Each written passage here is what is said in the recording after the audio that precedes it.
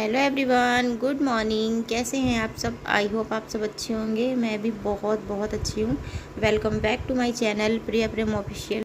सो guys, daily का routine आ गई हूँ किचन में और फ्रेश वगैरह होके मैं आज खाने में बना रही हूँ लौकी का रायता, क्योंकि हस्बैंड की फरमाइश है। और आज काफ़ी टाइम बाद मतलब हस्बैंड लंच ले जाएंगे। 1-2 दिन अभी और लेके गए थे, वरना अदरवाइज़ ऐसा हो रहा था वो जल्दी जा रहे थे तो लंच वगैरह नहीं लेके जा रहे थे, बाइक से जा रहे थे इस वजह से। लेकिन आज लंच लेके जाएंगे। और आज मेरी शरीर में ना इतनी सारी थकान हो रही है, बहुत ज़्यादा। उसका रीज़न ये है कि अगर मेरे साथ कुछ भी ऐसा वैसा मतलब रात को अगर हो जाए ना कि हाँ कहीं कोई हादसा वगैरह हो गया है, तो मेरे को ना नींद नहीं पड़ती। ये मेरी बचपन की ही आदत है। अगर मैं सुकून से हूँ, सुकून से सो रही हूँ जब तो ठीक है, और अगर कोई भी हादसा कहीं भी हुआ हो तो गाइस, कल रात हम लोग 10 बजे हस्बैंड आए थे और खाना वगैरह खा के 11 बजे तक सो गए थे। लेकिन कुछ ऐसा हादसा हुआ जिसकी वजह से मुझे पूरी रात फिर नींद नहीं पड़ी, बार बार आँख खुल रही थी। फ़िलहाल इसके बारे में हम आप लोगों को आगे बताएंगे, बने रहिए वीडियो में। और यहाँ पे मैं बना रही हूँ दिशा के ओट्स। और ये ना मीठे ओट्स नहीं खाती, जैसे कि दूध में बना दो या ओट्स की खीर बना दो तो ऐसे नहीं खाती है। तो इसलिए मैं ना इसके लिए नमकीन बना देती हूँ, हल्की सी मूंग की दाल मिक्स करके, तो वो मन से खा लेती है। तो मैं वही बना रही हूँ यहाँ पे। और आगे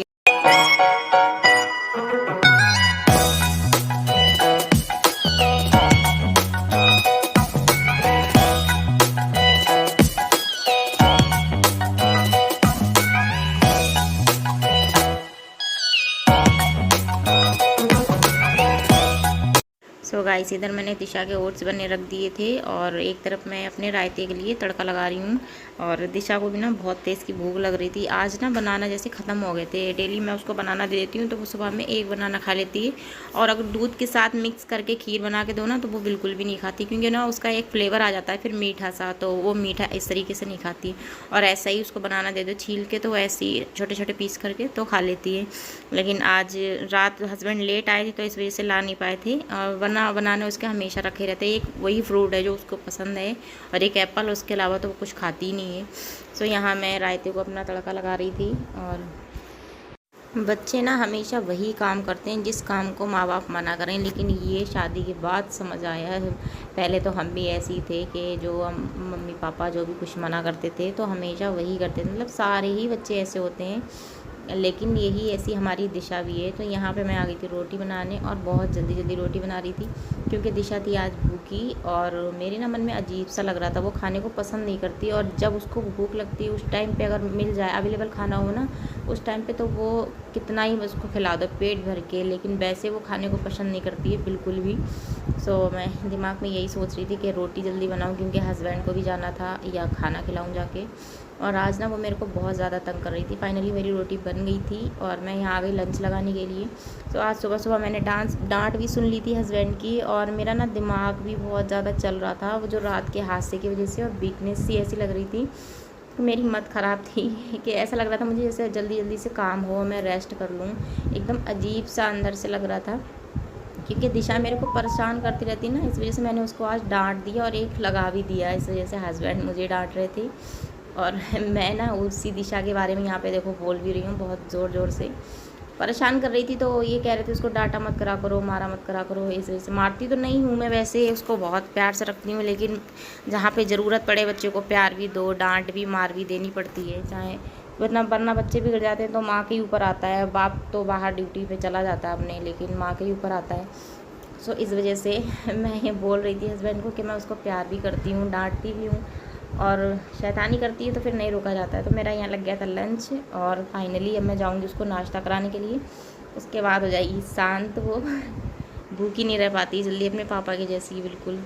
hello everyone, welcome back to my channel Priya Prem official. So guys, सुबह सारा काम करके और मैं दिशा को नहला के सुला दिया था। उसके बाद मैं भी सो गई थी थोड़ी देर के लिए, ताकि माइंड जो है मेरा फ्री रहे।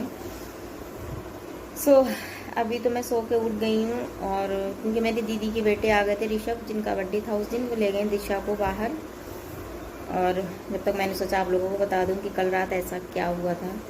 सो जहाँ मैं रह रही हूँ यहाँ से 5-6 बिल्डिंग छोड़ के वहाँ काम हो रहा था, तो मशीन वगैरह बंद नहीं की, उसकी वजह से गैस बनने की वजह से फैक्ट्री में मतलब फट सी गई, तो बिल्डिंग 2-3 थी वो बैठ गई हैं। ऐसा कुछ बोल रहे हैं। लेकिन कुछ लोग बोल रहे हैं कि सिलेंडर फट गया, मतलब नेचुरली कोई बात नहीं पता, लेकिन वो जो हादसा हुआ है उससे क्या हुआ है कि 3 बिल्डिंग बैठी हैं, ये फटी है, वो अलग फटी है, आग भी लगी थी। और तो और जब वो फटी थी, मतलब गैस बन के, शायद सिलेंडर फटता है जब भी ऐसा होता है कि मतलब इतनी जोर का चारों तरफ धमाका होता है। और मेरी वाली बिल्डिंग, इस फ्लोर में, जिस फ्लोर में मैं रह रही हूँ, जिस बिल्डिंग में मैं रह रही हूँ, ये इतनी तेज़ की गाइस दहली थी, बता नहीं सकती। मेरे ना दिमाग में, मेरे दिल में अभी भी वैसी की वैसी दहला सा है, और मेरे माइंड से मैं निकाल नहीं पा रही हूँ उसको, क्योंकि मैं सो रही थी। अगर मैं जगती होती तो मैं क्या करती। बार ऐसा हुआ है कि भूकंप आ चुका है, तो मुझे ना थोड़ा सा डर रहता है, जब भूकंप आता है तो डर लगता है। मतलब रात में मैं अगर सोती भी हूँ तो इस तरीके से सोती हूँ कि अगर भूकंप आ जाए तो मैं एकदम से दिशा को लेके यहाँ से उतर जाऊँ आराम से। वैसे कोई हो या ना हो उसका डर नहीं लगता मुझे। और हस्बैंड कभी आते कभी नहीं आते, देवर जी हमेशा रहते ही हैं, वो दूसरे रूम में सोते हैं, इस रूम में मैं सोती हूँ। तो रात में एकदम से हस्बैंड सो रहे थे, कल रात 10 बजे हस्बैंड आए थे और 11 साढ़े 11 तक हम लोग सो गए थे।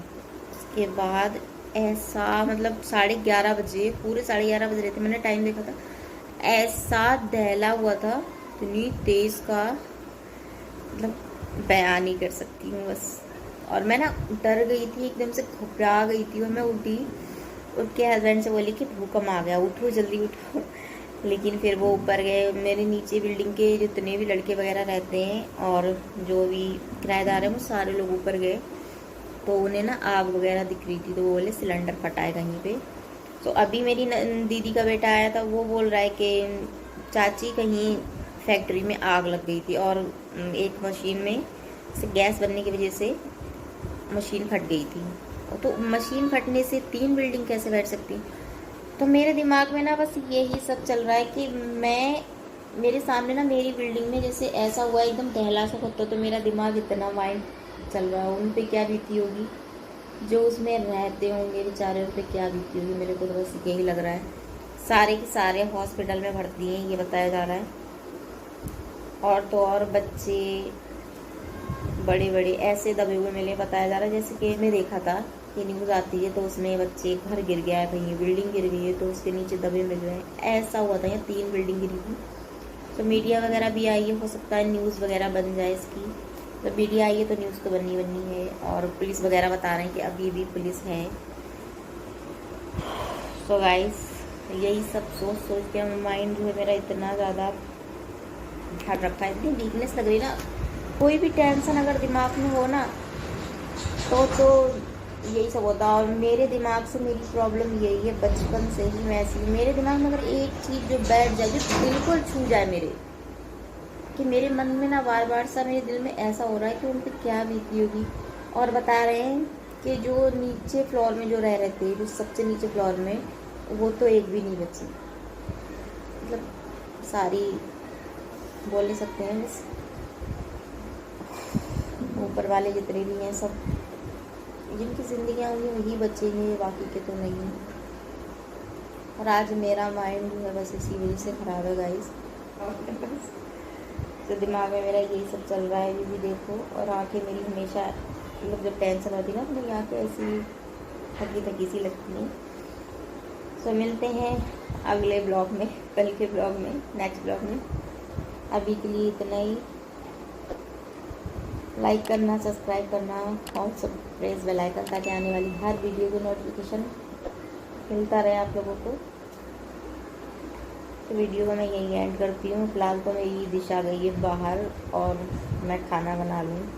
दोपहर का खाना भी मैंने नहीं बनाया था, और अभी शायद 1 ऐसी कुछ बज रहा है।